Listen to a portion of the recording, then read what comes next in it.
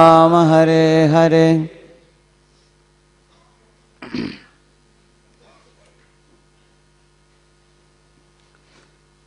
Om Namo Bhagavate Vasudevaya.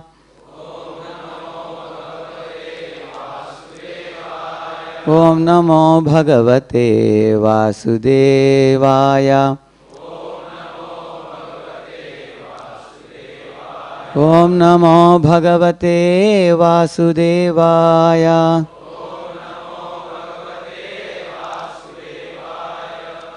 Yatra naisarga durvairaha sahasan mrigadayah mitrani iva ajita vasa drutaruttarshakadhikam. I welcome all of you for this Prerana festival, which is often led by His Holiness Radhanath Swami Maharaj and Gauranga Prabhu, Gaur Gopal Prabhu and many other wonderful devotees. And here I am given an opportunity to share something with you. Although I am very poor at presenting such lectures in a very mass assembly, but I was still inspired to prepare on this topic and speak today, because I felt this topic which I am going to share with all of you will personally help me in my personal life to learn the art of win-win while dealing with all kinds of people in all different situations in this world. So, in the course of my learning, if you found something interesting in this lecture, you may also pick it up. So, the sloka which I recited just now, it is from Srimad Bhagavatam, where Lord Brahma was watching Vrindavan Dham and he saw something very amazing. He saw in Vrindavan the humans and animals, they have no enmity with one another. Imagine if a man is put inside a room with another tiger, either he will shoot the tiger or the tiger will eat him up. Either of the two will happen, isn't it? But have you ever seen a man and tiger sitting together like a man having a pussycat? That can only happen in Vrindavan, he says, where the animals, the birds, the human beings, they all are, they all have no enmity for one another. It is said wherever people, they glorify the Supreme Lord, just like you all were singing the kirtan so loudly and feelingly from your hearts, so powerfully.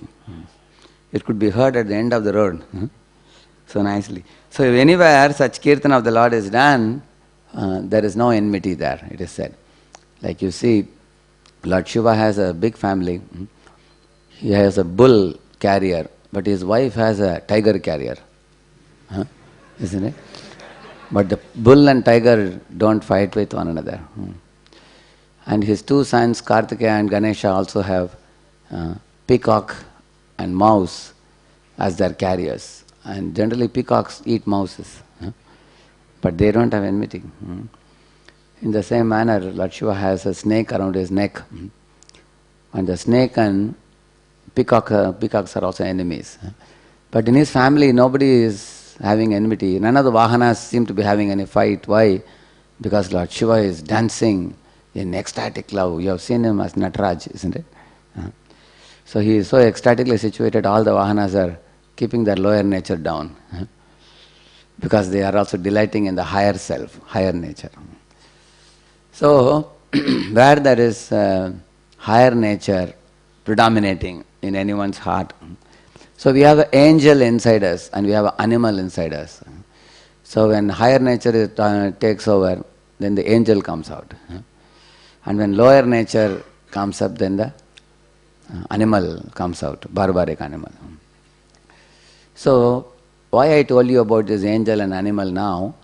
Because material world is said to be a competitive arena.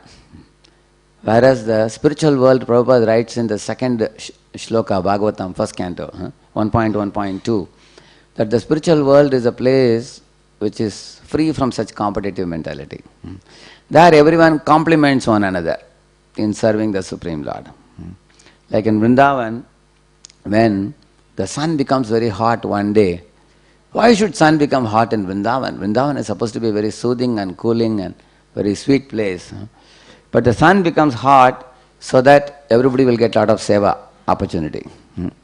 When the sun becomes hot, then a puff of wind is passing, and to go and reach out to Krishna and give him some nice experience, and Krishna and his friends.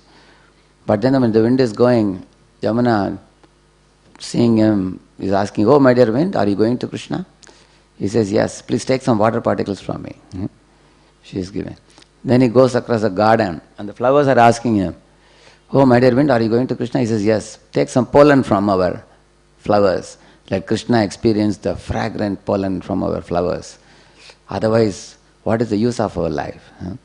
So in this way, he picks up some pollen from the flowers, he picks up some water from the Yamuna, and he goes to meet Krishna in the top of Govardhan hill along with his covered boys. And he's going round and round giving experience to Krishna, such a very soothing experience. And when Krishna is playing on the flute, because the cows are feeling great heat of the sun, Krishna is playing on the flute in order to make them feel nice. And all the cows are surrounding him. In the joy of experiencing Krishna's flute sound, the cows forget the heat of the sun also. But then hearing that the clouds which are far, far away in the horizon, they all come closer right above the Govardhan hill to act like an umbrella. And they are drizzling also little water particles. So the cows are very happy and Krishna is happy, his friends are happy. Most importantly, the clouds are happy because now they can hear his flute sound more clearly and more nearer. And also they are thinking, we got a twin advantage opportunity for serving Krishna. On one hand, we are resisting the heat to come on Krishna's body. On the other hand, we are drizzling. And we are also hearing nice flute sound.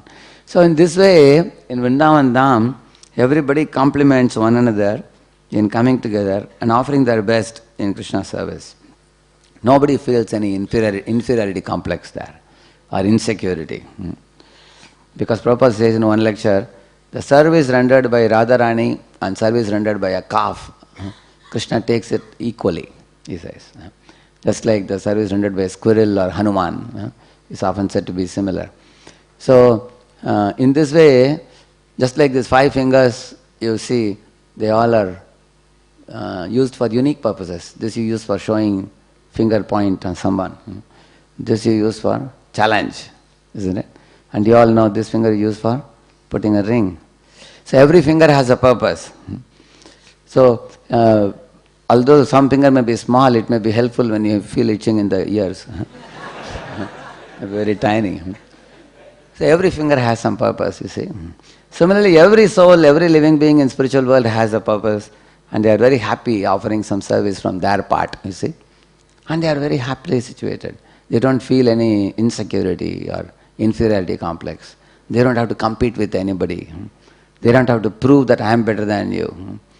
So Prabhupada writes about the Vaikuntha thinking. I would suggest you, when you get time, you can go through this chapter, 3rd canto, 15th chapter of Bhagavatam. Mandara kunda kurabotpala champakarna punnaga naga bakulam bujaparijataha gandherchite tulasika bharanena tasya yasmin stapa sumanasa bahumanayanti. It is said in the Vaikuntha, when all the different fragrant flowers like the jasmine, Nagakeshara and such kind of flowers, they are extremely fragrant flowers. When they all are in the garden, lending out their fragrance, Lord Vishnu comes there with his Tulasi garland. And seeing that Tulasi, all these flower plants are bowing down to Tulasi. Although Tulasi doesn't have a big flower, Tulasi is not famous for any fruit also. Tulasi is of course a little fragrant, but not like these fragrant plants. But they all know that Tulasi is very dear to Lord Vishnu, so they bow down. It is said. So in the spiritual world, Prabhupada says there is no envy between the living entities. All are bowing down. And it is not only with the plants, even the birds in the spiritual world, there are many sweet singing exotic birds. Like there is a verse in the same chapter, it says, Paravatanya Vritasara Sachakravakkadatyugaham Sashukatittiribarghenam ya Kolahalo Viramate Chiramatra Muchaihi Bhringadipe Harikatami Vagayamane. It is said, different birds like peacocks and the cuckoos and the parrots, they were all singing. These are considered royal birds. Very, very sweetly singing. And they were all doing kolahalo. Kolahalo means loudly singing. At the time, a bumblebee, seeing them singing, he thought, I will also sing. I will also glorify Lord Hari with my singing. So he came into that garden. So he was singing in his own way, zing, that buzz. But when they heard it, because he was glorifying Krishna, there was a lull. Lull means calmness. The parrots and the peacocks and the cuckoos, they became calm and they wanted to hear the glorification of the bumblebee, which wasn't that great, but still they were all hearing attentively. So there Prabhupada says, in spiritual world, everybody thinks others are better than me. Even a peacock singing, he thinks that this bumblebee sings better than me, he thinks. Although peacock singing, we all know how sweet it is. So, this is one characteristic of the spiritual world. Everyone thinks other devotees are doing better service than me. They are more intelligent than me. They are serving Krishna in much better ways than me. I have to learn from them. Like that he feels. Everyone, they feel like that. So, everyone feels non-envious and there is not even an iota of propensity for bhoga vritti, sense gratification in the spiritual world. Everybody wants to engage in Lord's service. So, this is Vaikuntha. And the material world is just the opposite. Because when we come to the material world, we are all living in material world, so we can see with our eyes how the material world is. Like in the 16th chapter, Lord Krishna says, he says about the nature of a materialistic minded person. Idam adyamaya labdham imam prapsye manoratam idam asti idam apime bhavishyanti punardhanam. Such a materialist always calculates. Today I have $1 million, next year I'll make it 2 million. In 5 years I'll make it $5 billion and nobody can beat me down. Asau hatamaya shatruhu hanishye cha paranapi. Oh, that one fellow seems to be my, rival. He is becoming close to my turnover. What I will do? Hanishye cha paranapi. I'll finish him very quickly. Ishwaroham aham bogi, I am the great enjoyer. Siddhoham balavan sukhi, who is perfect like me? Like that he is saying. He is saying, konyochi sadrusho maya, he says. Ka anyaha asti sadrusho maya, like me, who is there in this world? Who is better than me? And in case somebody is better than me, I'll cut him down. That's what he says. And I will climb on the heads of everybody to climb the ladder of success. And nobody can come anywhere close to me. Krishna says this. This is the mentality, he says. And then he says further also. Asha pasha shatair baddha kama krodha parayanaha. See, when I first heard it, kama krodha parayana, I thought it's one of the Vishnu Sahasranam names. I was thinking Parayana is coming. But this Parayana is not Narayana Parayana. He is Kamakrodha Parayana, he says. He is the worshipper of lust and anger, he says. Ihante kama bhogartam anyayena artha sanchayan. Anyay, you all know what is anyay. Anyayena artha sanchayan. He accumulates wealth by illegal means, he says. So in this way, this world is a world of cutthroat competition. Prabhupada says, this competition is rampant everywhere. A small fish is swimming in the ocean, but 10 miles behind a big fish is coming to eat him up. And right now, right here, he can sense it because they have some sensors with which they can sense that some big fish is coming. Small snakes are eaten by bigger snakes also. Like a fly is eaten by a frog, frog by a snake, snake by an eagle. So in this world, everybody lives in great fear. Like India, India was under Mughal rule at one time. When Mughals were gone, British came. When British were about to go, some other fellows were trying also. Japanese were trying. Later Chinese tried in 1964. And some more fellows are also trying. It is one good thing about India is our India is a peninsula. There are big, big Himalayas, and anybody who comes in India have difficulty coming in very easily, which is some large arrangement to protect the Vedic culture still. So the idea is, you will see, there is always a fear that any time we can be under foreign subjugation. There is always, this world is such a place where there is a kind of competition amongst both humans and amongst animals. You have seen a hen, Prabhupada says a hen, small hen, while eating the grains from a dustbin or somewhere. While eating. You've seen that? They will see like that. Why? Because he's afraid some eagle will come and catch him by the neck and take him up in the sky. So he's eating, but there is also fear. You will see the fear principle is very prominent in all animals. Whether, like sometimes you find a pigeon is captured by a cat. So the tiger or the lion in the jungle, they also try to catch their prey. Sometimes the prey runs away very fast. Fortunately, your food plate doesn't run away from you. Whereas for a tiger, when it has to catch a deer, the deer runs at a speed faster than the tiger. He cannot catch him. So tiger has a fear, if I don't catch any deer for 2 weeks, I will die. He has fear. And the deer has fear that if he catches me, I will be finished. He has fear. So everybody lives in fear in this world. So that is why this world is a place of cutthroat competition. One can say that. So, and human life need not be cutthroat competition. It can be more happier the more one comes closer and closer to one's original nature. For example, the Vedic life, for example, eating, sleeping, mating, defending, people could do peacefully without having cutthroat competition. For example, if you all know, all the Bengali Vaishnavas used to come to Jagannath Puri. They used to come and spend 4 months in Jagannath Puri. Correct, no? So I was wondering, what about their jobs? What will happen in Bengal? If any company, you take 4 months off, they will throw you out. Isn't it? But they could come easily, because in those days, you see, 3-4 months in a year, you take care of the cultivation of fields. Rest of the time, whole year, you have a lot of time with you. People had ample of time. I remember if you go to a village to meet a relative, it would appear to you that they have all the time in the world for you. They will take you to temple, they will take you here, there, 3-4 days, they will spend all time with you. But in city, if you go to meet somebody, the first thing they see is the watch. What time he is coming, what time. And then they will ask you, kitne din ka program hai? Isn't it? Isn't it? That time only. So, people are very... so, eating, people do very peacefully in the villages, but in city you can see people eat fast food, isn't it? The food only is called, the only problem is digest very slowly.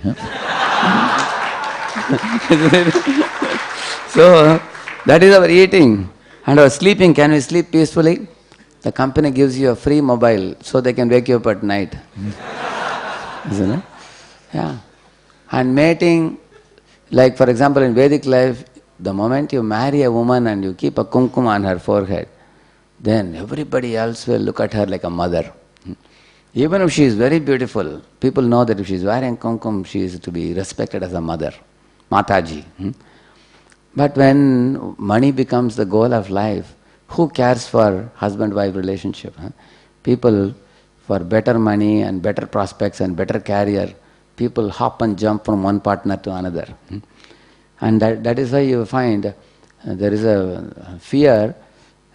In those days, mother, father, when they would give a daughter in marriage to somebody, they will say, now problem is over now. Now you get married. And say, nowadays, even after giving, you can't be sure whether how long the marriage will go on. She may come back after 1 year or 2 years. So, all this eating, sleeping, mating, defending becomes animal-like, even in human body. To the degree we go far away from God. And the closer we come to God, you will see that our life can be much, much more happier. So, right now in the beginning I have introduced only one concept. What is it? Material world is a place of cutthroat competition. And spiritual world is a competition-less society with God in the center and all living beings complementing one another. So, in our ISKCON society, we talk about going back home, back. Even a small kid can tell you. You ask a small kid in ISKCON, what is the goal of life? Going back home, back to Godhead. You'll say, very famous, everybody knows. So we all want to go back to Godhead, to that beautiful world where we can be happy forever, eternally serving the Lord. But while living in this world of cutthroat competition, the most ideal way of living in this world is win-win. Win-win means live and let live. That is the meaning of win-win. So win-win actually is in mode of goodness. If one can think how I can always be concerned about the welfare of all living beings. Sarve janaha sukhino bhavantu, sarve santu niramaya, sarve bhadrani pashyantu, ma kaschit dukkha bhavavet. So, all the great kings in India, you heard many pastimes of many kings, devotee kings, they always were concerned about the welfare of all. So today, there are going to be 10 principles. Krishna willing, I will be able to cover them all. These are all principles based on Mahabharata, and these 3 is like a take-home message. In the beginning only I have told you. At the end I will again remind you. If we want to deal with anybody in this world, we have to cultivate this habit of win-win. Just yesterday, I happened to be coming in the train from Kanpur to Mumbai. So, we were having a berth in the AC coach, but the problem was in the top berth you cannot sit because the height is very short. We want to sit and do japa, chanting holy name, but you have to chant like this. So we could not sit properly. So then we came down, we were wondering what to do. Everybody else was sleeping. So there was one gentleman sleeping on the opposite side, seat. So, and that fellow was a long fellow, tall fellow, but he was bending his leg and sleeping. So then we requested him, sir, you are not able to sleep comfortably, would you like to go up?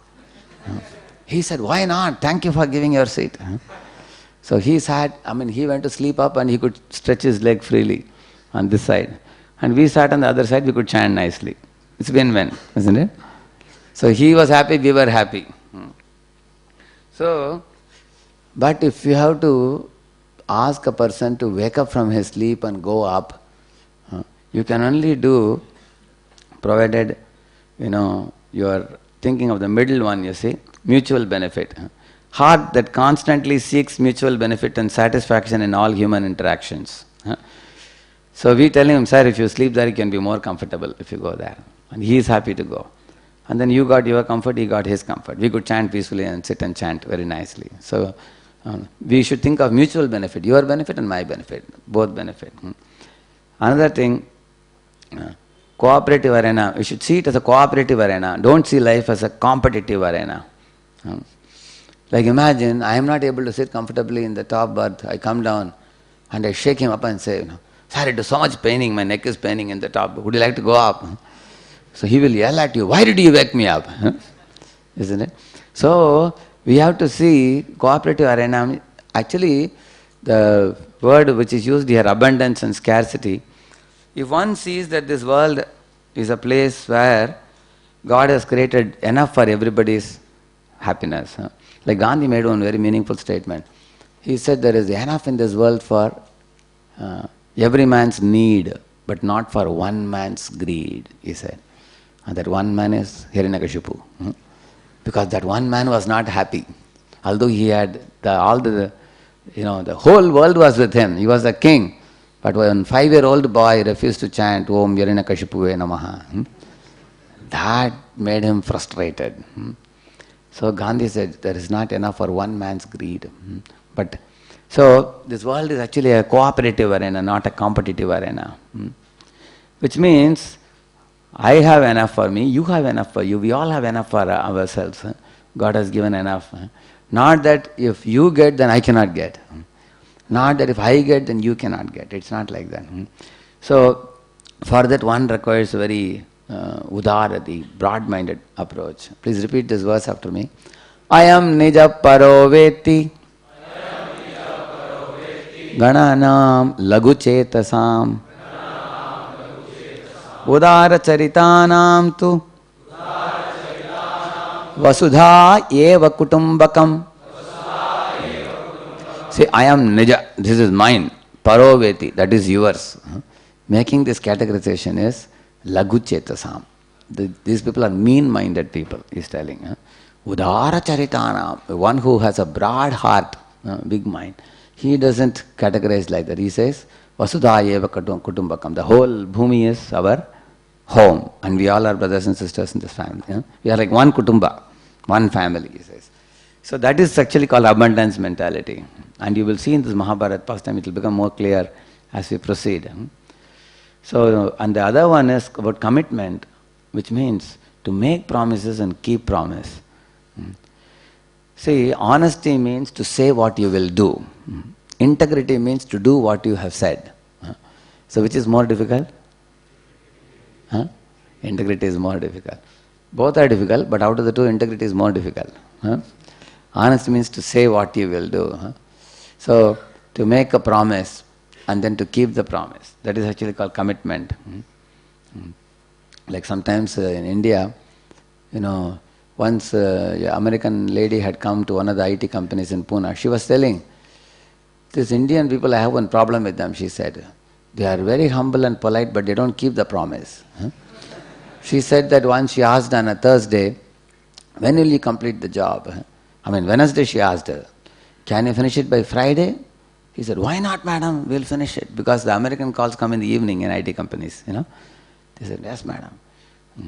And then on Friday evening, she called up again and asked, is the job done? Madam, I have not even started the work.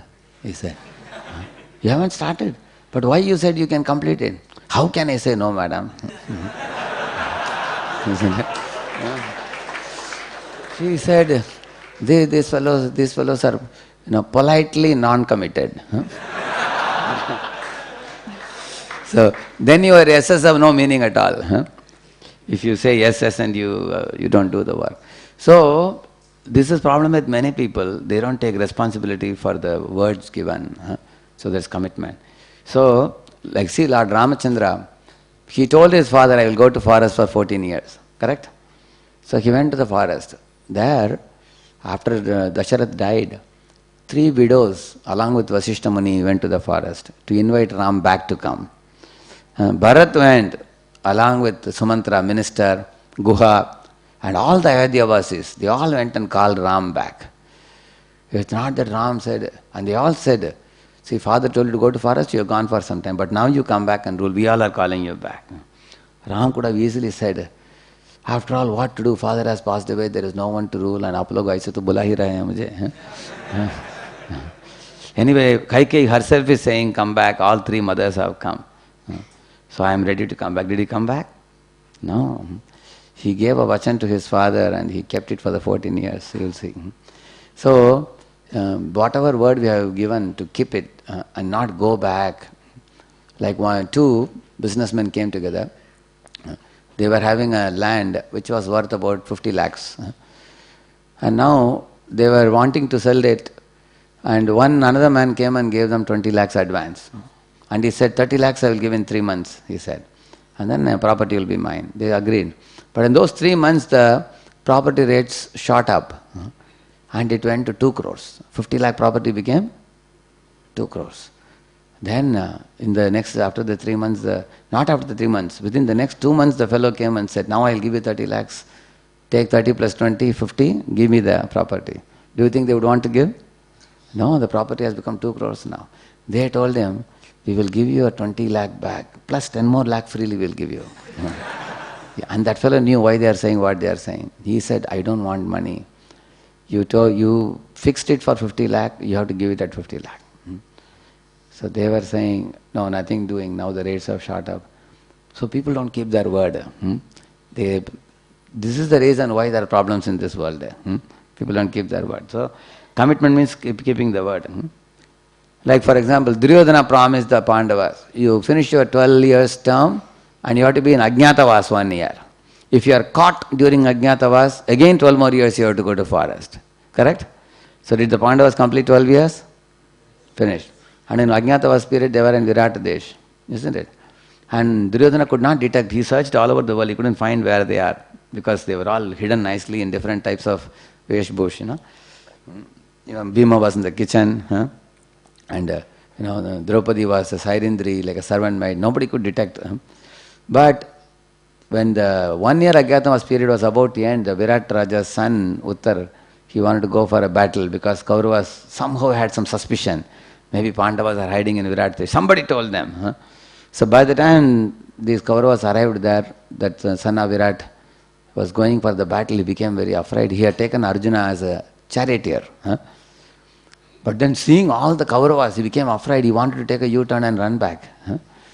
At that time, Arjuna as a charioteer told him, "A Kshatriya should never run back. I will fight the battle if you want." And son of Virata laughed at him. "You are a dance teacher." Yeah, he was a dance teacher as Brihanalla, no? "How can you fight the battle?" Arjuna said, "Do you know who I am? I am Arjuna." And then he showed him the Gandiva bow kept in the top of a tree, everything. And then that fellow believed. Then Arjuna told him, "You become my driver and I will fight the battle now." And when Arjuna twanged the bow, dhak, dhak, dhak, dhak, when the sound came, then Duryodhana looked at Dronacharya, very familiar sound. And Dronacharya looked at the watch and told him, "Sorry sir, yesterday the 1 year got over, Ajñātavasa. Duryodhana, your suspicion is correct. Whatever you are suspecting is correct. But you are too late because Ajñātavasa period is over now. Now, even though you have understood it is Arjuna, you have to give the kingdom back." So did Duryodhana give the kingdom back? He didn't give. Did he keep the word? There will be no integrity, you see. And then he wanted to fight a battle meaninglessly. And the Pandavas were so, people of such high character, they said, "Give us 5 villages and rest of it you can rule." Did he agree for that? He didn't agree for that. So in this way we can find the problems arise in mutual agreements and all because people don't keep the word. So in our lives we have to check these 3 things always. Do I have integrity to keep my commitment in whatever promise I make? No matter come what may, if I have made a promise, I have to keep it. And is there a mutual benefit for me and others? Is it live and let live principle? And also, do I see life as abundant with abundance mentality or scarcity mentality? See, I am giving a few examples in the beginning to make it easy to grasp the subject. Like you see, sometimes parents are too lenient with their children. See, this mother is giving some 1,000 rupee note to the child, and the child knows how to ask the mother. Child is saying, "Give me, I want to eat chocolate. So the mother is fearing that if I don't give money, then that will stunt our love between mother and child. So this is called permissive parents. Permissive means, they are very passive in nature. Passive means they go for lose-win. I lose and you win. They say that my child wants to dance on my head, no problem. If I don't allow to dance, then love will be affected. So some of us may be too soft-natured. We may easily bend. That is permissive. This authoritarian parent, they go for win-lose. She is shouting, "How many times I have told you to do this?" And she has already told 24 times. Already. So these authoritarian parents, they go for win-lose. I win and you lose. So first was lose-win. This is win-lose. You have to hear what I have to say. Just do what I am telling you without asking any question. And this is called win-win. See, the boy is telling, "Mom, I want to go and play." She says, "You can go to play, but you have to come back after 1 hour, okay?" She's telling. And he is saying, "Till 1 hour you should not disturb me, okay?" No, she is telling.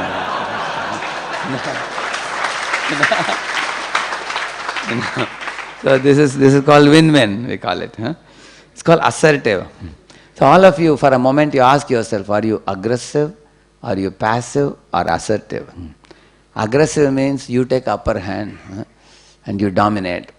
Passive means you allow people to walk over your head without doing any bargaining or anything. And assertive means, you let others take what they deserve and you take what you deserve. Like that. Like Srila Prabhupada was in Mayapur Dham, and some of the Western devotees were also walking with him in the field. And Prabhupada saw one fellow was carrying a basket full of bendi, And Prabhupada called him. He called him near and asked. So he told him to put the basket down and took that lady's finger and tried to check the quality by breaking the top, And any of you know how to select a good bendi? Correct, especially the tender one. Prabhupada checked whether it is old one or a tender one, he checked it. So the Western disciples, they were looking at each other. How he is taking a commodity and breaking it and the fellow is keeping quiet? Because they had never seen such a thing. They generally thought that you cannot touch any product unless you want to buy. And Prabhupada tried breaking 2, 3 and then it was very good quality. And Prabhupada asked him how much it is. So that fellow said, kilo 25 rupees or something, he said. Prabhupada asked him in 10 rupees. And that was another big surprise to them. He's saying 25 and asking in 10. And they both had a push and pull and they came to 15 rupees. And then the fellow asked, Swamiji, kitna kilo chahiye? Prabhupada said, I want the entire basket. He said, and he paid for it and then asked him to deliver it in the kitchen. So for the Western devotees, this came as a little surprise because they only had known fixed price in their shops, in super shopping malls and others. So in this way, Prabhupada, when he would bargain, same thing Prabhupada did with Krishna book printing also with Jai Nippon Company along with Tamal Krishna Maharaj. Prabhupada knew how to bargain. So this bargaining also should be made in such a way that we should not lead a big loss to the other person, only wanting to gain profit. Nor should we be such a fool that we get fooled by it. Like when I was in Jagannath Puri, I saw some boys were selling this Dashavatar. They said it's 100 rupees. So I was asking him, can you give me at 60 or something? And very easily he agreed for 60. And that came as a shock to me. How he agreed for 40 rupees less so easily? I said, I will see some more sellers and then I will tell you. Then one another devotee told me that, Prabhuji, you will get this in 25 rupees only. Because this is only mold. This is not any made up of stone or something. It's only a mold. So, in this way, assertive means you give them what they deserve and you take what you deserve. Which means this win-win is actually interpersonal, in our interdependent relationship with one another. So these are actually very mature parents who know how to deal in this way. So Bhishma Pitamaha tells a story to Yudhishthira Maharaj in the Shanti Parva while teaching him Raja Dharma. He tells one interesting story on this same principle. He said once a rat was living in a tree hole. His name was Palika. So the rat one day came out of the hole very carefully watching, and there was a cat whose name was Lomasa, whom you see there. So when the cat is out, the rat will not come out generally. But on that day, the cat was bound by 3 wires, something like a copper wire, on his neck, on his hip, on his back. There were 3 wires, and somehow or other the cat went inside that net to eat something and he got caught. He could not escape.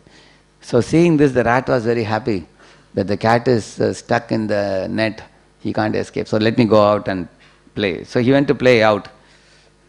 And he saw the hunter had kept a lot of eatables, several eatables. So the rat was eating and enjoying. Suddenly the rat looked up. He saw an eagle came flying there and sat in the top of the tree branch. And the eagle was eyeing at the rat. So now the rat was very afraid. Because if he has to run back to the hole, while running back the eagle would catch him. Or if he runs away from the hole, then for eagle to catch him would be even more easy. If he runs into the forest, isn't it? And then the rat was thinking what to do. Then he looked at the cat, looked at the eagle.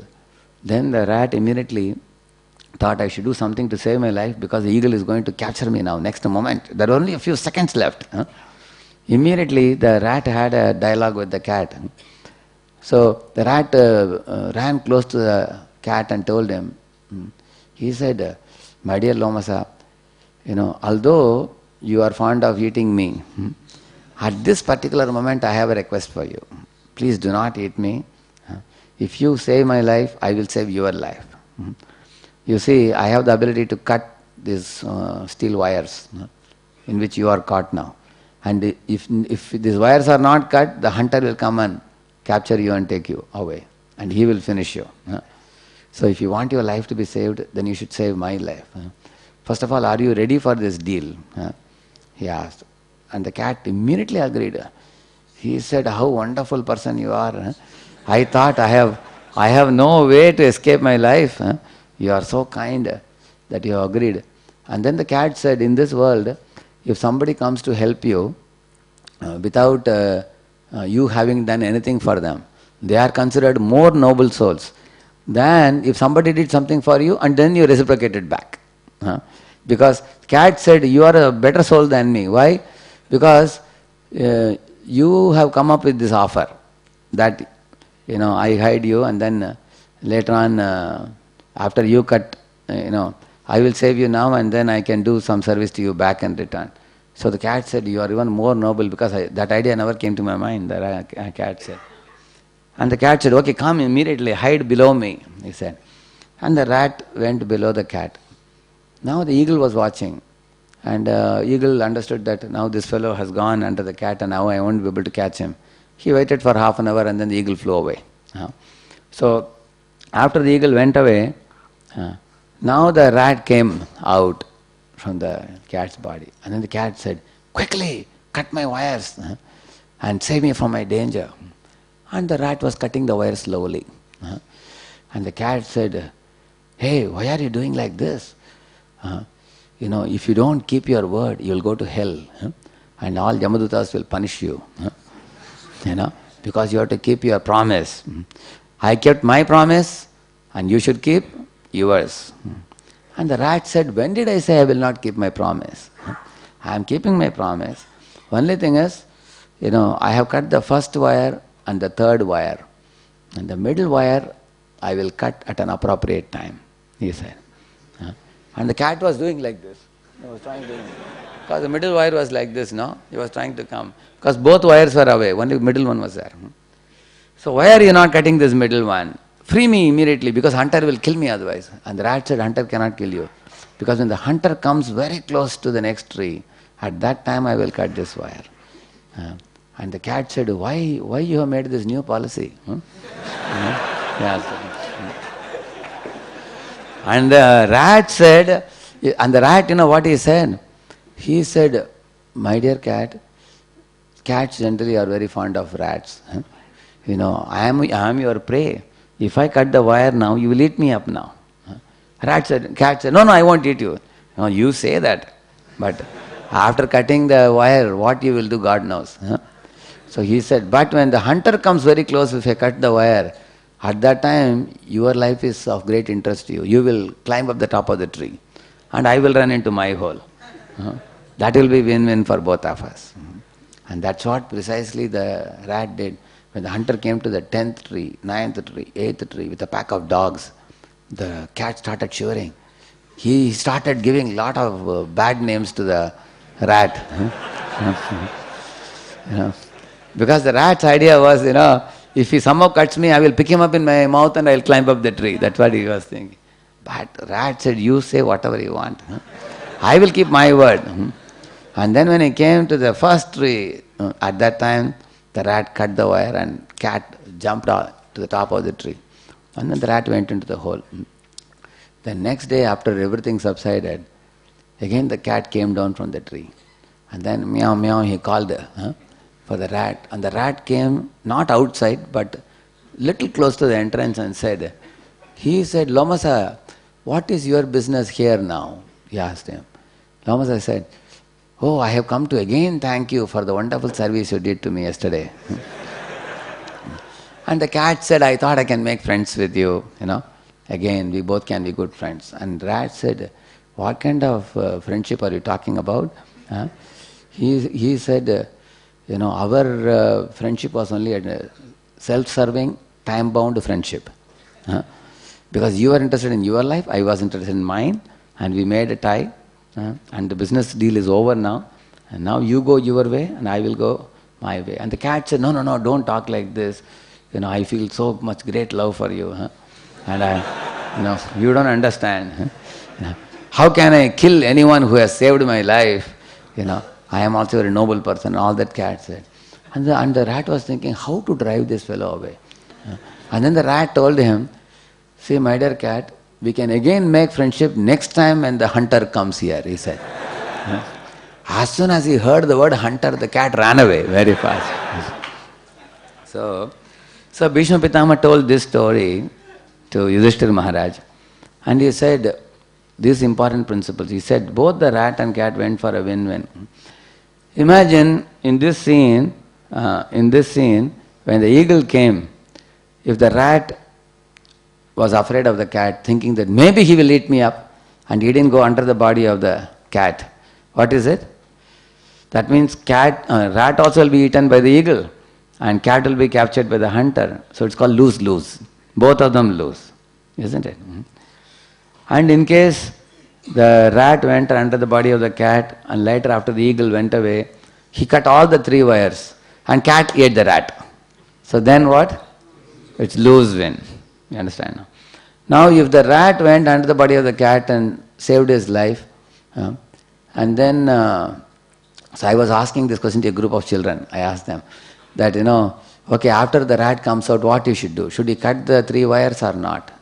So some children told, yes, he has to cut all the 3 wires and leave the cat. Then I told, then cat will eat the rat, then what? Then the child was saying, oh really? But how can I go back in my word? I have to keep my word. One child was saying. And the other children said, no, I will not cut the 3 wires. They said, then what you will do? They said, no, I will run away. Tell the cat tata and I'll run away. Hey, I said, this is not proper. Then you are a cheater. You are not keeping your word. And God will be upset with you, isn't it? So then some other children said, you know what they said? I will go into my hole and I will dig a hole from my hole up to the cat. And I'll cut the 3 wires and quickly go into the hole.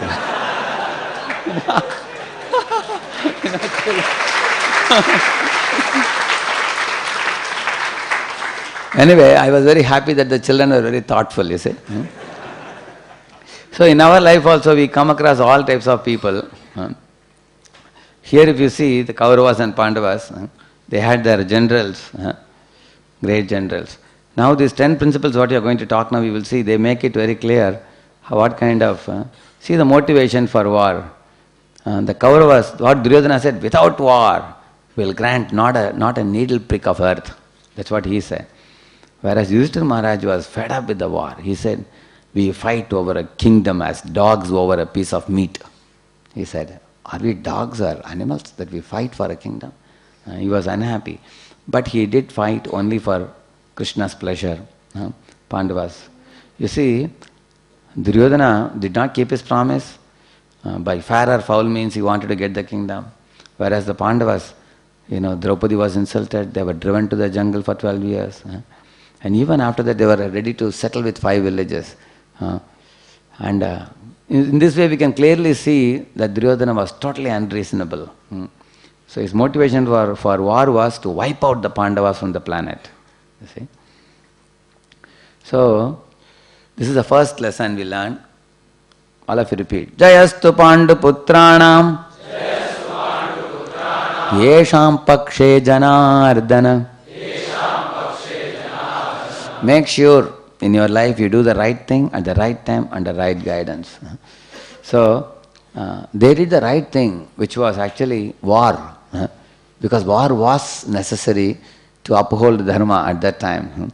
Because the Kauravas were unreasonable and Krishna declared that the war should be there. And it was the right time. Why? Because they finished 12 years of forest life, 1 year of Ajnatavas, they had done all their homework. And it's not that in the middle of the 3rd year or 4th year they came and attacked, saying that we want the kingdom back.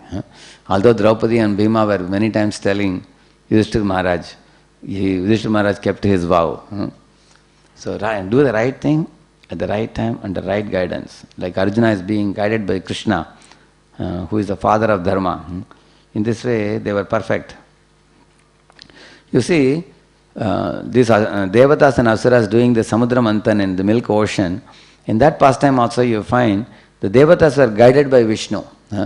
Lord Vishnu told them that during the Samudra Manthan many gifts will come, but you should not touch any of them. He told the Devatas. Devatas said, okay, only when I give you, you should accept. They agreed. And then, if those gifts are accepted by Asuras and they take it and run away, you should not become angry with them. So Devatas said, we will not become angry also. And the Lord said, you should not feel angry, you should not feel greedy. When the Visha Halahal comes, you should not be fearful. And you should simply obey me. If you obey me, at the end you will get Amritam, Lord said. And Devatas perfectly obeyed. You see, the Asuras were not obeying. Initially the Asuras were given the tail side of the Vasuki snake. And then the Devatas were given the head side. Suddenly one Asura said, we boycott, we don't come for this project. And Lord Vishnu asked, why? What happened to you? Ahir pucham amangalam, he said. The snake's tail side is amangal. Then Lord Vishnu asked, what do you want? He said, head side. Okay, all of you go to head side. They were given head side.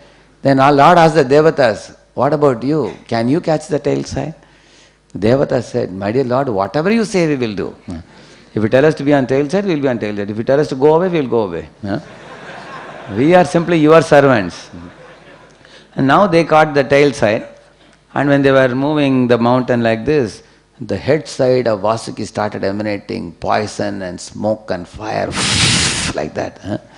When that came, then all the Asuras became blackish with smoke. And one Asura was scolding another Asura, "Arey fool, we only asked for this."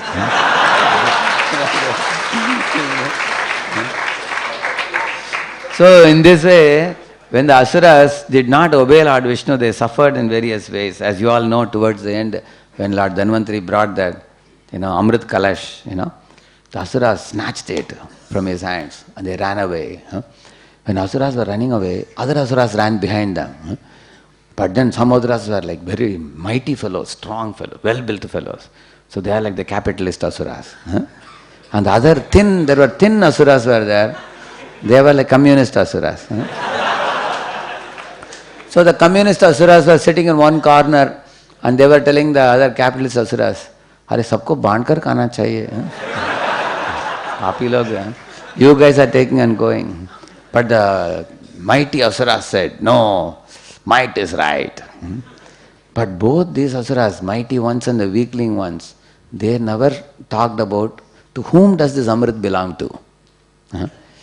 Because both communists and capitalists are rejecting God and taking the opulences of the earth and enjoying it themselves. And the result, we know what happened? Lord Vishnu, the same Lord Dhanvantari Vishnu, he is coming as Mohini Murti, he came. As a beautiful young girl walking with her Nupur, she was walking. And all the Asuras turned around and saw, who is that? And they saw. And she was, we say Tirchi Nazar, we say, like sidelong glance. She was looking at each Asura one by one, she was saying. And all of them thought that I think she wants to marry me. And they were all... So, and then the leader of Asuras went and gave her the Amrit. You take it. And you distribute it to all of us. She said, I am a woman walking alone. You don't even know who I am. And you are giving it to me.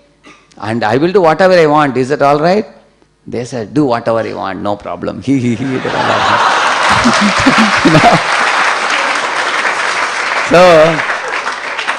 they lost all their good intelligence. And the same Vishnu, what he did, he gave all the Amrit to the Devatas. And after distributing all the Amrit Devatas, and all the Asuras were waiting, and they got nothing. And Vishnu, immediately Mohini Murti turned into 400 Vishnu form. And Vishnu looked at them and smiled and he went away. That's all. So, at the end of the chapter, there is one shloka which says, they all did the same project. The timing was same, the goal was Amrit, everything was same. But the Devatas won. Why? Because of this principle. That one should, in this world, while acting, we should not walk the wrong path. We should actually walk the path of God. See, success means working within norms and depending on the blessings of superiors. This is success. So the devatas worked within norms, as Lord Vishnu told them, but asuras didn't work within norms. They tried to cheat Vishnu, and in turn they themselves got cheated. Dyutam chalayatam asmi, Lord says in the Bhagavad Gita. And second one, you see what happened when the Pandavas were in the forest. Karna went on a countrywide mission, and he fought with various kingdoms, and he got a lot of men and money. He got some wealth, but then fighting with various kingdoms brought about enmity of the Kaurava race with many other kingdoms. They created many enemies, and in the war also they lost a lot of manpower and money also in those 12 years. But you know what Pandavas were doing in the forest? Arjuna went to heaven and got some celestial weapons from Indra and came.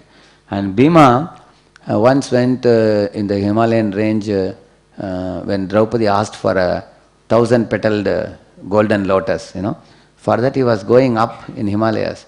He saw an old monkey was sitting with its tail, across the road. And Bhima was feeling uneasy. He said, how can you put your tail across the road? I have to walk ahead. Take away your tail. And the monkey said, I am so old, you see.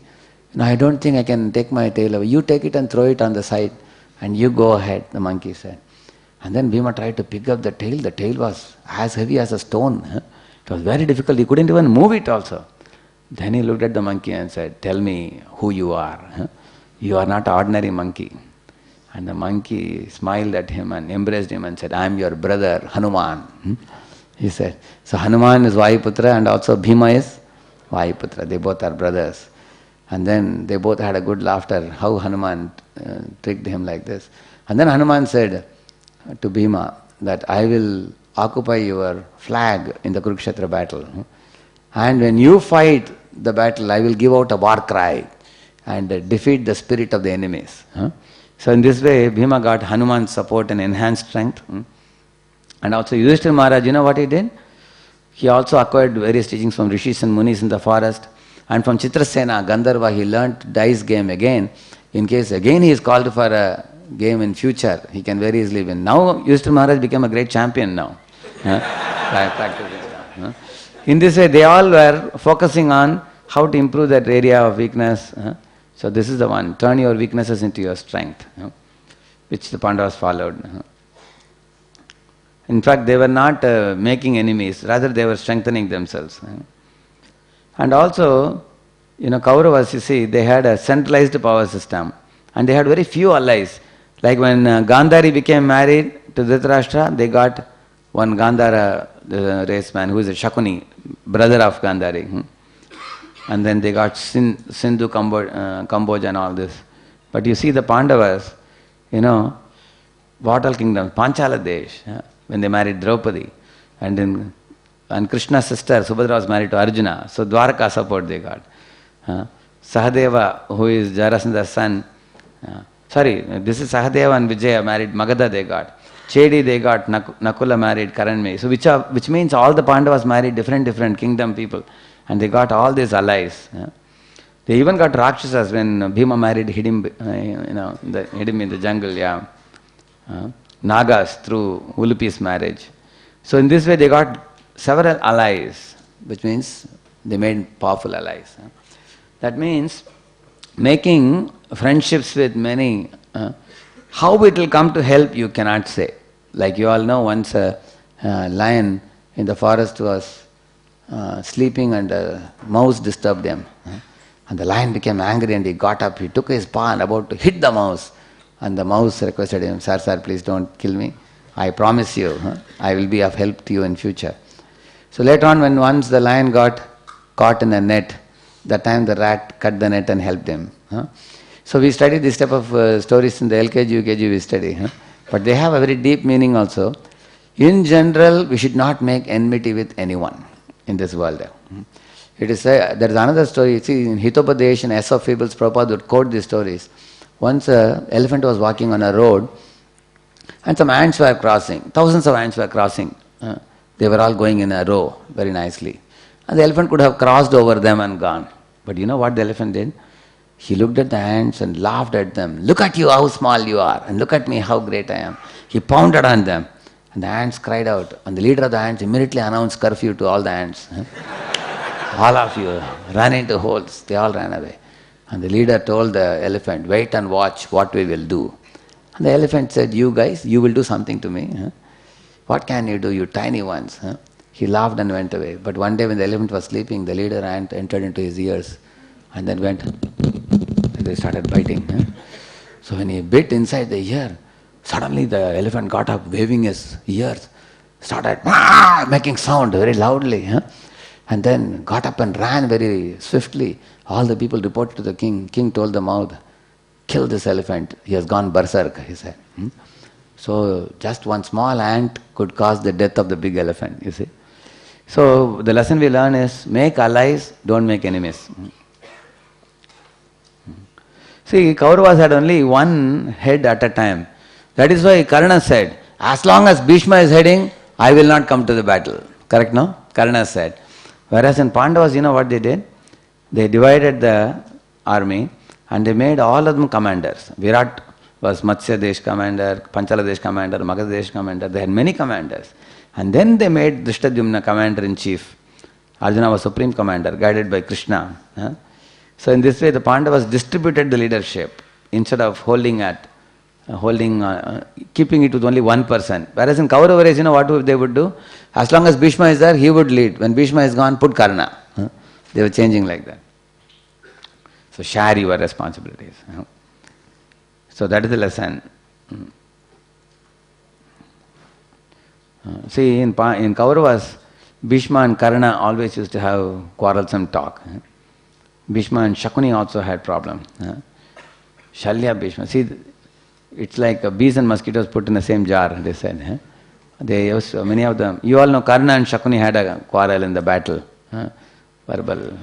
Whereas the Pandavas, if you see, they had a huge respect for Krishna as a Supreme Lord and Yudhishthira Maharaj as Dharmaparayan. He was actually a follower of Dharma, Dharmaraj. And they had a great faith in competence of Bhima and Arjuna. Everybody knew that Bhima and Arjuna are unbeatable. And then they were all close relatives and brother-in-laws and father-in-laws. So they had the relatives' affection also. So three things they had. Respect for Krishna Yudhishthira, and trust in the competence of Bhima Arjun, and also affection for the relatives. So because of this respect, love and trust, Pandavas won. Respect, affection and trust within a team is vital for success. So if you are forming a team, one should have respect for the leaders of the team like Krishna and Yudhishthira Maharaj, affection for one another within the team, and the trust in the competence of the top people leading the team also. So, in thinking win-win, this I already told you before, that we should have abundance mentality, not scarcity mentality, and spirit of... I can go another 5 minutes, 4 5 minutes.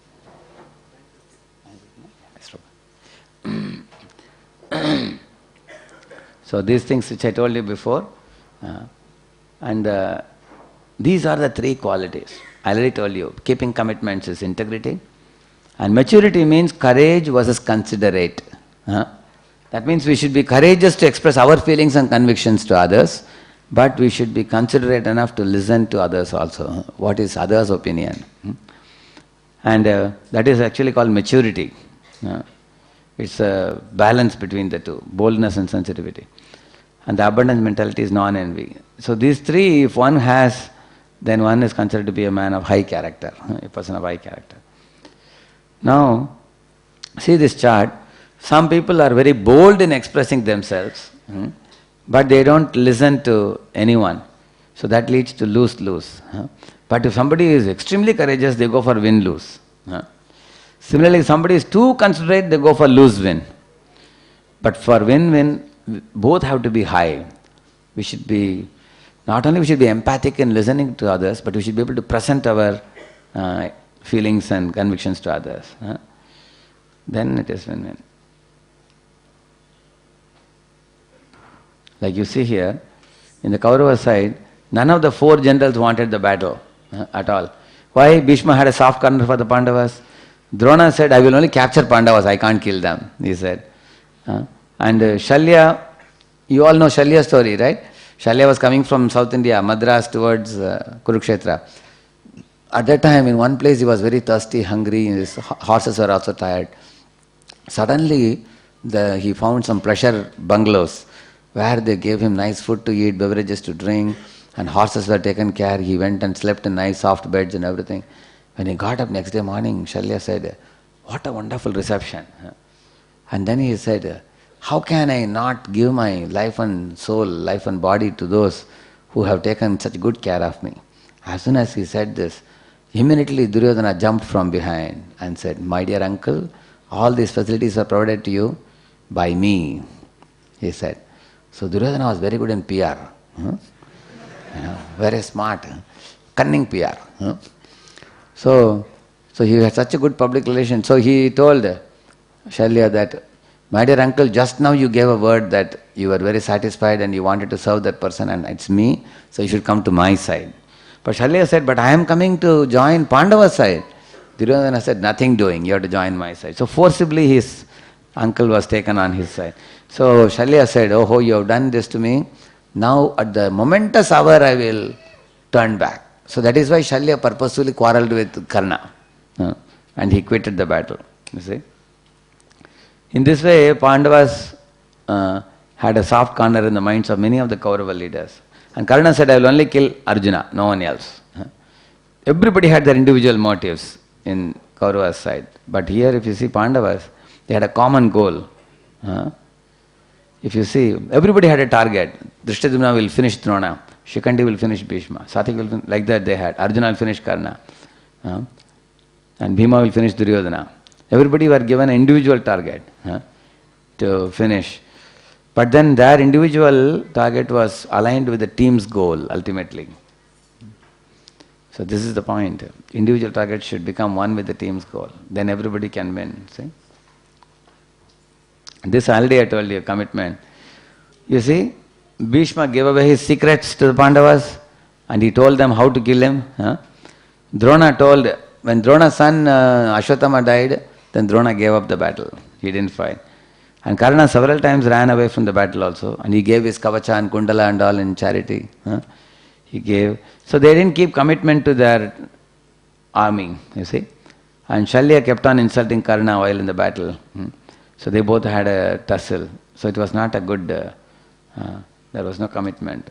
The other hand, if you see Pandavas, if you see the commitment, Abhimanyu, you all know, 7 Maharathis had to attack him to finish him when he entered Chakravyuha.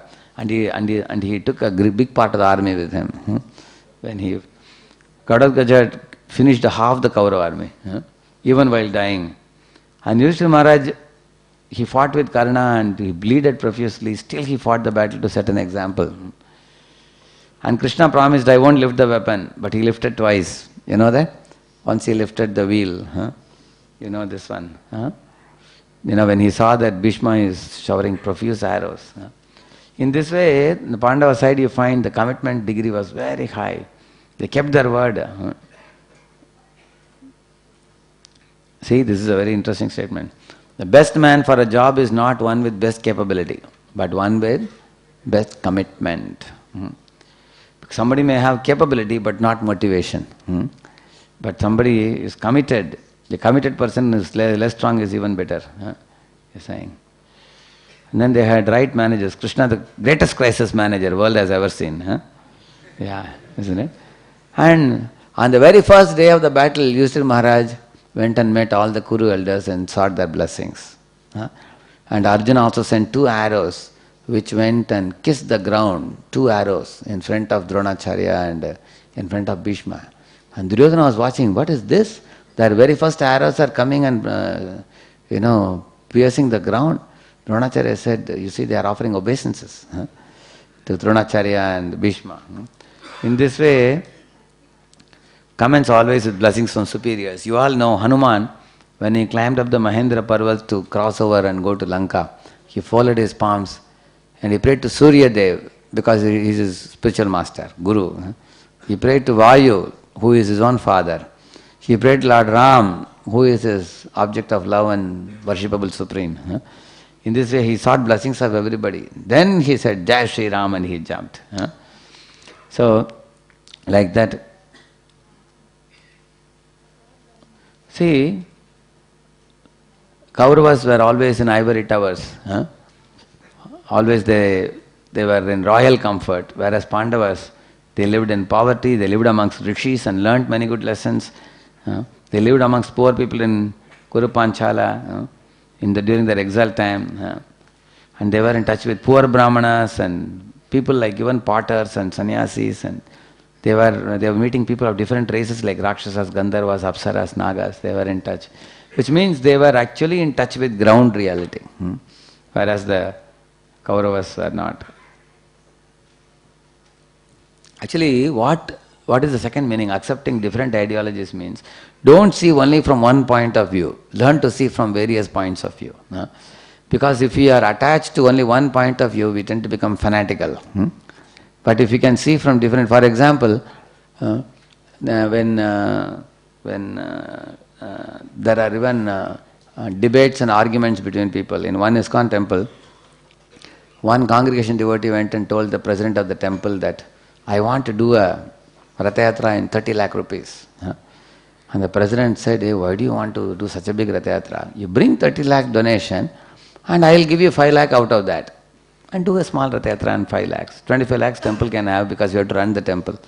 So that devotee said, he said, oh, you are not allowing me to do a Rathayatra according to my desire. So then I will cancel the plan. So he cancelled the plan. 6 months passed and the GBC came to the temple. And the president was telling that this fellow wants to do a 30 lakh Rathayatra, Maharaj. I told him the temple is badly in need of money. Then this GBC sannyasi was very intelligent. He called for that grahastha and he said, I want you to do a Rathayatra in 30 lakhs. It will be nice, a very opulent Rathayatra. And that fellow started dancing in ecstasy. My guru is telling me to do a Rathayatra in 30 lakhs. Very nice. And the guru said, so I would suggest you that you collect 60 lakhs. And then 30 you give it to temple and 30 you can do Rathayatra. Of course, that fellow was a rich fellow. He himself put 20. He put 20 lakhs and then he collected 40 lakhs with the help of other congregation. So he gave 30 to temple and 30 he spent for Rathayatra. So, and the guru was telling him, that the president, that you should never choke people who want to do some service. You should actually encourage everybody. And he knew the art of engaging that congregation devotee and also benefiting the temple, both. So why I told you this example, in our life also, many times due to adamant one-sided argument, we may sometimes not be able to arrive at a solution. You understand? No? So that is why he is saying accepting different ideology also means not only seeing from one angle alone. Like for example, some people like to do mass preaching. Some people want to do quality preaching for a few people. Sometimes two devotees have a heated argument on which is better. This one should be done or that one. Actually both have their own place. And we don't have to have a competition. We can have both. Like this is a golden jubilee year. In Pune we did one festival called Drishti festival. We called Gauranga Prabhu and Gauragopal Prabhu. They had come. So we had 20,000 youths. So we did a mass program. And that has its own charm. And then we do a regular weekly program where regular devotees come. So sometimes we hold on to one ideology and we have heated arguments. Some people say, Ayurvedic treatment is the best treatment. Another fellow will say, allopathy is very quick. Ayurvedic is very, very slow. And this fellow will say, Ayurvedic Dhanvantri, Lord Vishnu only came and gave. Your allopathy, is all concocted by modern man. So allopathy people say that ultimately Krishna says, Aham Sarvasya Prabhu, including allopathic medicine also has come from me only. Everything in this world has emanated from me, including allopathy medicines also. So in this way they have a heated argument. So one devotee went to Prabhupada and asked, Prabhupada, what should we do? Should we go for allopathy or Ayurvedic? Prabhupada said, just do the needful. He said, needful means you go for Ayurveda, but sometimes Ayurveda doesn't work, it's taking a long time, then put some allopathy. So Prabhupada was unnecessarily not wasting time. So we should know how to learn to see from different ideologies. Cooperate and share in a mood of brotherhood, he says. And one amazing thing, if you see in Kauravas, Gandhari gave a lot of good advice which was not heard by the Kauravas at all. On the other hand, in Pandava's side, Kunti was authority. You see, Yudhishthira Maharaj said, whatever my mother says is dharma to me. And then Draupadi had a big role in all decisions. One example I have given in the next one. See, this is a scene where Draupadi's 5 sons were killed by whom? Ashwatthama. After that, Arjuna captured Ashwatthama and brought him in front of Draupadi. Krishna told Arjuna, kill this Ashwatthama because he is an aggressor. Bhima told, kill him also. So Bhima and Krishna were on one side. But Draupadi saw Ashwatthama tied up and she made 5-6 arguments she gave why Ashwatthama should not be killed. This is the argument she said. She said, after all he is a Brahmana. You should not kill a Brahmana, release him. Dharmyam, Nyayam. Then she asked Arjuna, is it Nyayam? He is the son of your teacher Dronacharya. How can you kill the son of your own teacher? It's not Nyayam. And then Sakarunam. She said, the wife of Dronacharya is living still. Her name is Kripi. She is living, but she is still living because her son is supposed to protect her. Ashwatthama is supposed to protect her. If you kill Ashwatthama now, then who will protect her? So have Karuna, she said. And then she said, Dharmyam, Nyayam, Sakarunam, Nirvyalikam. Okay, you want to kill him and punish him now, but by doing so, you will bring great suffering to the family of your Guru.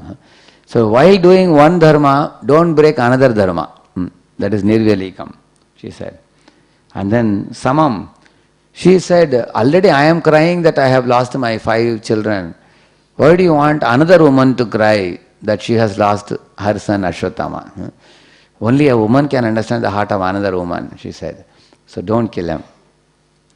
And then finally, Mahat, she said to Arjuna, I am desiring your welfare. Don't act in such a way that the Brahmanas will curse you. Don't get Brahma sharp because you are a great Kshatriya.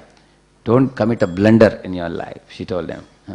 So after hearing the 6 arguments, Yudhishthira Maharaj appreciated Draupadi and said, I am also going to take side of Draupadi, he said. So that is why in this picture you find, see, Draupadi and Yudhishthira are on one side and Krishna and Bhima are on the other side. And Arjuna has to decide, here 2 people are saying kill, kill, other 2 are saying don't kill, don't kill. And Krishna is telling Arjuna, you decide something which will satisfy both. You know what Arjuna did? He cut off the jewel on the head of Ashwatthama, which is equal to worse than killing him and humiliating him. So this is the point mentioned here. Aggression and dominance, which are masculine traits, should be balanced by harmony and sustenance, which are feminine traits. And the Pandavas had given sufficient role to Draupadi and Kunti also.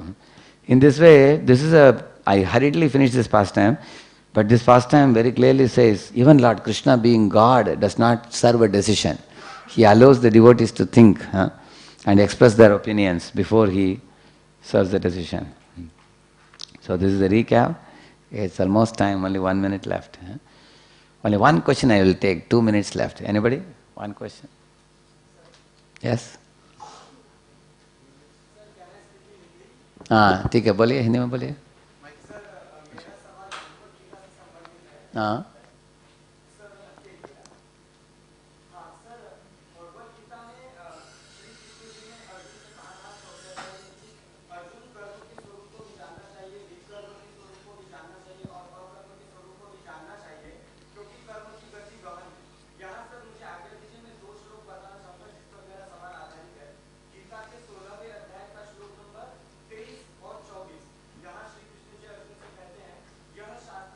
विसृज्य वर्तते काम कर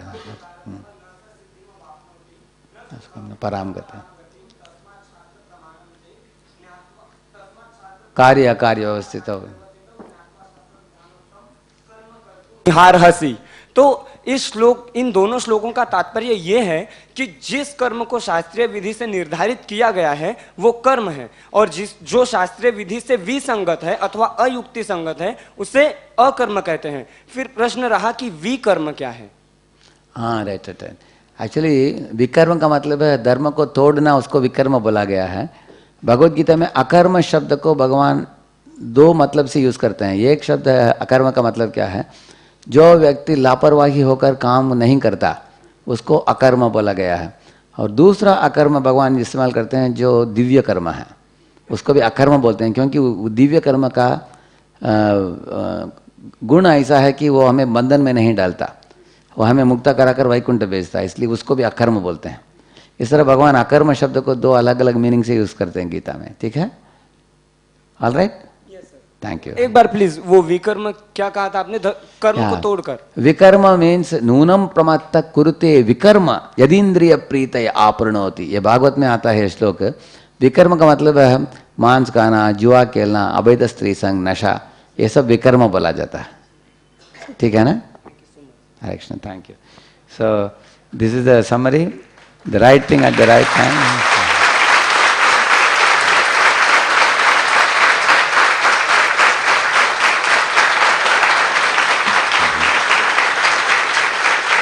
श्रील प्रभुपाद की.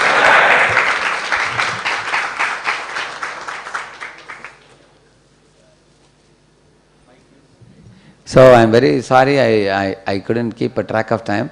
I rushed through, but I would say the take-home message for you. Remember these three things. We should keep our commitments and we should see the world with abundance mentality, and we should have the maturity to balance between boldness and sensitivity. Besides these three things, all our actions should be conducted in alignment with the orders of the Lord as taught in Gita Bhagavad. Thank you very much. Hare Krishna.